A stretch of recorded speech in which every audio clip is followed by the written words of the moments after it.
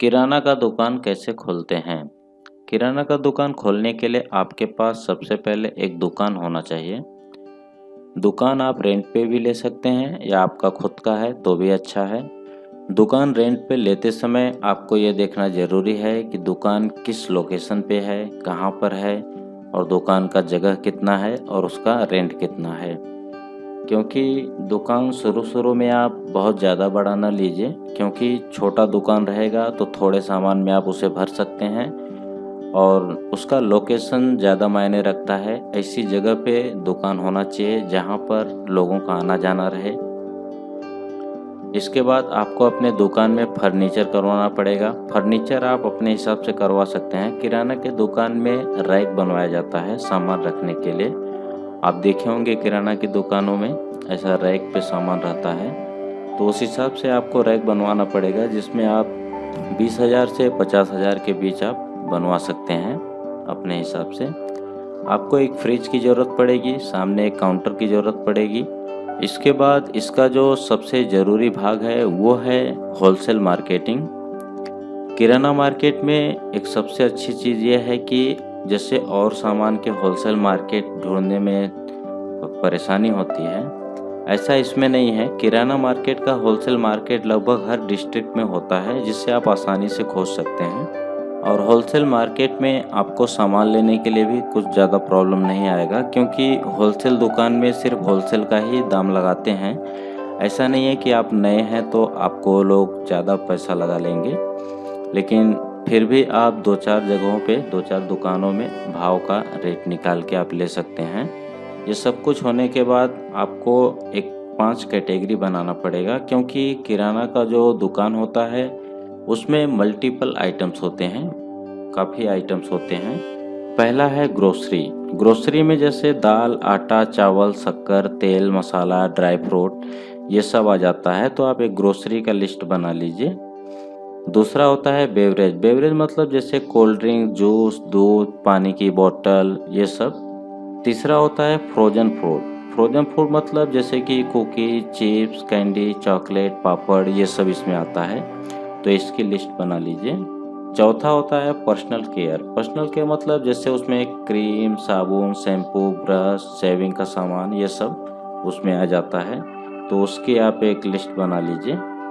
पांचवा होता है हाउस होल्ड की जो ज़रूरी चीज़ें होती हैं वो, जैसे कि साबुन, नहाने वाला, कपड़े वाला साबुन, क्लीनर, रूम फ्रेशनेस ये सब आ जाते हैं।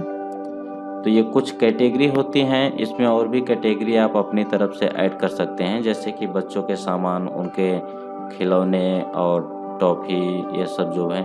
सुबह के नाश्ते में जो ब्रेड होता है, खारी, बटर, टोस्ट ये सब और चाय पत्ती, बहुत सारे आइटम्स हैं। किराना दुकान मतलब एक अनलिमिट होता है, आप इसमें जो चाहे वो रख सकते हैं, बहुत सारे सामान आप इसमें रख सकते हैं। तो इस तरह से आप एक लिस्ट बना लीजिए और कैटेगरी वाइज लिस्ट बनाएंगे तो आपको ज़्यादा आसान होगा। अगर आप नए हैं, पहली बार खोलना चाहते हैं दुकान, तो आप किसी किराना दुकान वाले के यहाँ आप जाके भी कोई सामान लेने के बहाने आप देख सकते हैं कि क्या क्या सामान उसके यहाँ अवेलेबल है या क्या क्या वो रखता है। तो ये सब देख करके एक लिस्ट बना करके आप होलसेल मार्केट में जा कर के इन्हें ले सकते हैं।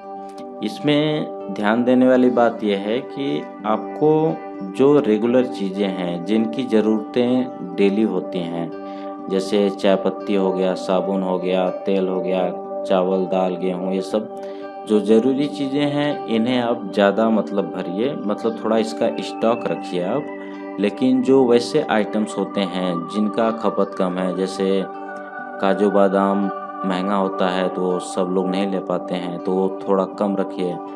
मतलब जो कम निकलने वाली चीज़ें होती हैं उनकी संख्या कम रखिए, 1-2 सामान ही उनको रखिए। बाकी जो जनरल आइटम्स होते हैं उन्हें आप हमेशा मतलब थोड़ा एडवांस रखेंगे तो अच्छा है। किराना मार्केट में बहुत सी ऐसी चीज़ें होती हैं जो लोगों को पता भी नहीं होती हैं, मतलब कि याद नहीं आता है ऐसे समय में, जैसे कि हल्दी, मिर्च पाउडर, धनिया, जीरा, अजवाइन, लौंग, काली मिर्च और खाने वाला तेल, सिर में लगाने वाला तेल, घी, ड्राई फ्रूट, ब्रश, टूथपेस्ट और वो मच्छर के लिए ऑल आउट, अगरबत्ती, मोमबत्ती, पेंसिल सेल, क्रीम और नहाने और कपड़े धोने के साबुन, माचिस का पैकेट और डिटर्जेंट पाउडर, बिस्किट, नमकीन, इतने सारे आइटम्स होते हैं कि आधा का तो नाम ही नहीं पता होता है। तो अगर आप किसी किराना की दुकान पे जाके अगर आप एक बार ध्यान से देख लें या अपने मोबाइल में फ़ोटो ले लें, तो आप अच्छी तरह से और मतलब सामान लेने के लिए तैयार हो जाएंगे कि आपको कौन कौन सा सामान लेना है। तो इस तरह से आप सामान अपने दुकान में भर सकते हैं। शुरुआत में लगभग अगर आप 1 लाख रुपए का सामान अपने दुकान में भर देंगे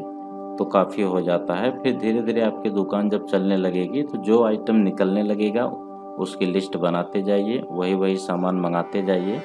दुकान खोलने के बाद जो होलसेलर के जो सेल्समैन होते हैं वो भी आते हैं।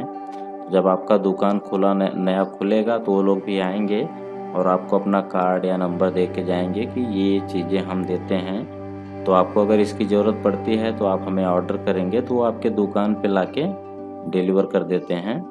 तो जैसे जैसे आप पुराने होते जाएंगे वैसे वैसे इसमें आप और भी जानकारी आपको मिलती जाएगी और सब कुछ धीरे धीरे आसान होता जाएगा। कुछ चीज़ें ज़रूरी होती हैं जिनका ध्यान देना बहुत ज़रूरी होता है, जैसे कि उतना ही प्रोडक्ट आप अपनी दुकान में रखें जितना डिमांड हो। बहुत से ऐसे सामान होते हैं जो आप खरीद के तो लाएंगे लेकिन वो महीने 2 महीने 6 महीने तक निकलता ही नहीं, मतलब कोई उनको पूछता ही नहीं है। तो ऐसे सामान जो है आप कम रखें, जो डेली की ज़रूरत वाली सामान है उन्हें आप ज़्यादा रखें। सबसे ज़रूरी होता है जो आपके दुकान में काम करेगा या जो वहाँ उसमें रहता है उसका जो बात करने का तरीका है, जो उसका व्यवहार है, वो सब बहुत ज़रूरी चीज़ें हैं क्योंकि आपके व्यवहार पर ही आपकी दुकान चलेगी। तो इसमें जो है जैसे कोई गुटखा खाने वाला या सिगरेट पीने वाला, ये ऐसे लोगों को ना रखें क्योंकि इसका इफ़ेक्ट पड़ता है कस्टमर पर। जितना ज़्यादा आप फ्रेंडली रहेंगे, आपका व्यवहार अच्छा रहेगा, उतना ही कस्टमर आपसे कनेक्ट होते जाएंगे। और अपने दुकान में बच्चों का सामान जैसे कैंडी, चॉकलेट ये सब होता है, इसे आप सामने काउंटर पे ही रखें। दुकान में जितना आपका सामान है वो इस तरह से आप रखें कि जो कस्टमर आते हैं उनको हर चीज़ दिखाई देना चाहिए, क्योंकि जो चीज़ें दिखेंगी वही चीज़ें बिकेंगी। अगर सामान ऐसी जगह पे है जहाँ से लोगों का नज़र नहीं पहुँचता है या वो नहीं देख पाते हैं तो वो सामान जल्दी नहीं निकलता है, तो इसका भी आपको ध्यान देना पड़ेगा। और जिस प्रोडक्ट का ज़्यादा डिमांड है उसे आप स्टॉक में रखें। किराना मार्केट में जो मार्जिन होता है वो किसी किसी चीज़ पे ज़्यादा मार्जिन होता है तो किसी चीज़ पे बहुत कम मार्जिन होता है। लेकिन इसमें क्या होता है कि बहुत सारे आइटम होते हैं, मल्टीपल आइटम्स होते हैं, तो वो सब मिला करके आपका जो बेनिफिट है वो अच्छा हो जाता है। और भी बहुत सी चीज़ें होती हैं जिसमें किसी किसी में 1 या 2 रुपए ही मिलता है तो किसी किसी में 15-20 रुपए मिलता है। तो आपको इसमें सिर्फ खरीदी मैनेज करना है। जैसे अगर आप कोई चीज़ खरीद रहे हैं, अगर वो आपको 60 रुपए किलो मिलता है, खरीदी 60 रुपए किलो मिलता है, तो आप उसको मिनिमम 80 रुपए किलो बेच सकते हैं। 80 मतलब हर एक सामान के पीछे आप 10 से 20 रुपए का बेनिफिट लगा सकते हैं। ये जो बेनिफिट होता है इसका भी एक तरीका होता है, जैसे कि कुछ चीज़ें ऐसी होती हैं जो लोगों की निगाह में होती हैं, लोगों को मतलब नज़र आता है। जैसे जो चीज़ें लोगों को मालूम पड़ता है, उन उसके बारे में उन्हें पता रहता है कि ये क्या भाव होता है या क्या भाव इसका रहना चाहिए, तो उन चीज़ों का भाव में थोड़ा मार्जिन कम रखा जाता है। लेकिन बहुत सी ऐसी चीज़ें होती हैं जिनका भाव कस्टमर को मालूम नहीं रहता है, तो इन चीज़ों पर थोड़ा मार्जिन बढ़ा के रखा जाता है। लेकिन जो ऐसी चीज़ें होती हैं जिसकी जानकारी लोगों को रहती है तो उन पे थोड़ा मार्जिन कम रखा जाता है। मतलब कि मार्जिन जो रखने का तरीका है वो आपको अपने हिसाब से डिसाइड करके रख सकते हैं, कौन से चीज़ पे ज़्यादा मार्जिन रखना है, कौन से पे कम रखना है। और साथ ही साथ आपको ये भी देखना है कि मार्केट वैल्यू क्या चल रही है, मतलब कि जो चीज़ हम बेच रहे हैं उस सामने वाले, अगर आपके आसपास कोई किराना की दुकान है तो वो उस चीज़ को क्या भाव में बेच रहा है। तो अगर आप नए हैं तो एक बार आप किसी अनजान को भेज करके पाव किलो, आधा किलो वो चीज़ मंगा करके आप भाव पता कर सकते हैं। बाद में वो चीज़ को आप अपने दुकान में ही बेच सकते हैं मंगा करके, मतलब वेस्ट नहीं जाएगा जो आप मंगाएंगे उस दुकान से। तो शुरुआत में थोड़ा मेहनत करेंगे तो आगे चल के धीरे धीरे अपने आप सब आपको गाइडलाइन होते जाएगा, मालूम पड़ते जाएगा। किराना की दुकान में मेहनत बहुत होता है, मतलब कि आपको दिन भर अपने दुकान में कभी ये सामान, कभी वो सामान, कभी ये सामान, उसी में दौड़ते रहना पड़ता है। कोई साबुन मांगने आया, कोई क्या लेने आया, कोई क्या लेने आया, तो वो सब हमेशा आपको मतलब देते रहना पड़ता है। तो इसमें थक भी जाते हैं लोग, मतलब इसमें मेहनत बहुत ज़्यादा होता है। और इकट्ठा पैसा, मतलब कि इसमें एक मुश्त पैसा नहीं आता है, जैसे कि 2-4 हज़ार का एक ही बार, ऐसा इसमें नहीं आता है। इसमें 10 रुपये, 20 रुपये, 50 रुपये, 100 रुपये ऐसा कर कर के पैसा आता है। लेकिन जब वो पैसा रात को आप इकट्ठा जब देखेंगे तो वो पैसा मतलब अच्छा पैसा हो जाता है काफ़ी। आसपास में जो घर वाले हैं, फैमिली वाले हैं, आप चाहें तो उन्हें अपना नंबर दे करके या उनसे संपर्क बना करके आप उन्हें मंथली दे सकते हैं, मतलब कि 1 महीने का राशन उन्हें आप दे दीजिए, तो वो जो उसका बिल होता है वो 2000, 4000, 5000 इस तरह से होता है। तो वो मंथली पैसा जो है एक साथ आता है। जब सामने वाले का पेमेंट मिलता है तो 4000, 5000 रुपये एक साथ मिलता है, तो इस पैसे को आप साइड में रख सकते हैं, जो आपके बचत के काम आता है, एक्स्ट्रा बचत। जो दुकान में पैसा बचाने का जो तरीका होता है वो ये होता है कि आपका पर डे का जो धंधा होता है, जो आपका पर डे हर दिन का जो आपका धंधा है, उसमें से आपको एक निश्चित राशि तय करनी पड़ेगी कि आपको एक जगह 500 रुपये निकाल के हम हर दिन रखना है। तो वो पैसा आपका महीने का 15,000 या फिर 1000 रुपये आप रखते हैं तो महीने का 30,000 रुपये, वही पैसा आपका बचत में आता है। बाकी जो भी पैसा बचता है वो पैसा आप सामान लाते रहिए, बेचते रहिए। कोई छोटा मोटा खर्च आता है तो आप उसमें से कर सकते हैं। तो इस तरह से आप किराने की दुकान चला करके महीने के 30 से 40 हज़ार रुपये आसानी से आप बचा सकते हैं।